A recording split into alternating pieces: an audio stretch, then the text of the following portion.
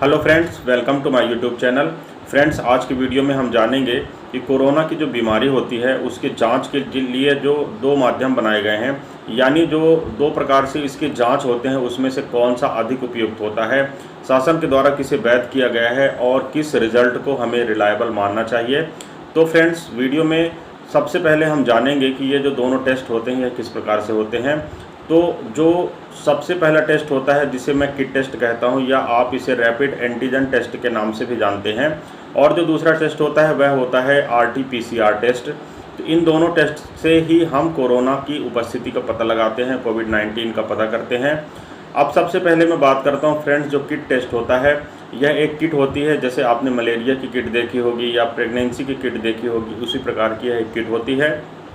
इससे जो टेस्ट होता है इसमें अगर आपके शरीर में किसी भी प्रकार का जो वायरस का एंटीजन अवेलेबल है तो उसकी इस प्रकार से जांच लगाई जाती है और यह पता किया जाता है कि किसी एंटीजन की उपस्थिति आपके शरीर में है या नहीं है। इसी के आधार में इसे पॉजिटिव या निगेटिव कहा जाता है। जबकि जो RT-PCR टेस्ट होता है उसमें यह टेस्ट लैब के द्वारा लगाया जाता है, लैब में लगाया जाता है, और इसमें जो वायरस रहता है इसका जेनेटिक जो कंटेंट होता है उसका पता लगाया जाता है। अब बात करते हैं फ्रेंड्स, जो रैपिड एंटीजन टेस्ट होता है, यानी जिसे हम किट टेस्ट भी कहते हैं, यह आपके जो हॉस्पिटल्स होते हैं या जो टेस्टिंग सेंटर्स होते हैं वहाँ पर इसे लगाया जाता है। आप जब सैंपल देते हैं तो उसको इसमें डाला जाता है और लगभग 20 से 30 मिनट बाद इसका रिपोर्ट आ जाता है और आपको तुरंत ये रिपोर्ट उपलब्ध करा दी जाती है।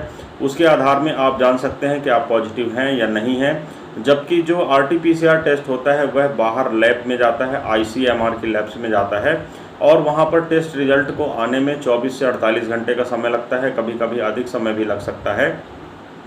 अब फ्रेंड्स, मैं बताना चाहूँगा सैम्पलिंग मटेरियल की। तो दोनों जो टेस्ट होते हैं उसमें सैम्पलिंग जो मटेरियल होता है वह नेज़ल स्वाब भी हो सकता है और जो गले के द्वारा लिया जाता है जिसे ओरल स्वाब भी कहते हैं। तो आप दोनों सैंपल के आधार पर इन टेस्ट को लगा सकते हैं। अब फ्रेंड्स, बात करते हैं कि अगर आप दोनों टेस्ट को देते हैं इसमें से कौन सा टेस्ट अधिक रिलायबल है और गवर्नमेंट के द्वारा अप्रूव्ड है।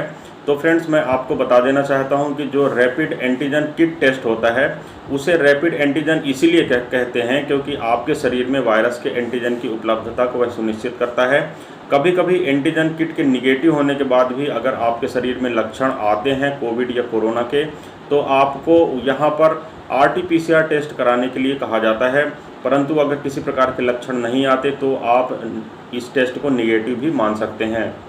फ्रेंड्स, अब बात करते हैं इसकी रिलायबिलिटी के बारे में। तो फ्रेंड्स, जहां पर रैपिड एंटीजन किट को उतना अधिक रिलायबल नहीं माना जाता है जितना RT-PCR टेस्ट को माना जाता है, यानी RT-PCR टेस्ट को गवर्नमेंट ऑफ इंडिया और ICMR के द्वारा पूरी तरह से वैलिड घोषित किया गया है और RT-PCR की जो रिपोर्ट या रिजल्ट होता है उसे फाइनल हम मानते हैं। जबकि रैपिड एंटीजन किट में अगर आप पॉजिटिव हैं तो यह फुल्ली पॉजिटिव माना जाता है।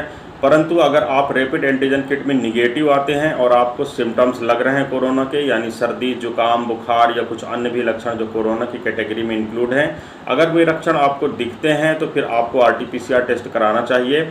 अगर उसमें आपका निगेटिव आता है तो ही आपको कन्फर्म निगेटिव मानना चाहिए।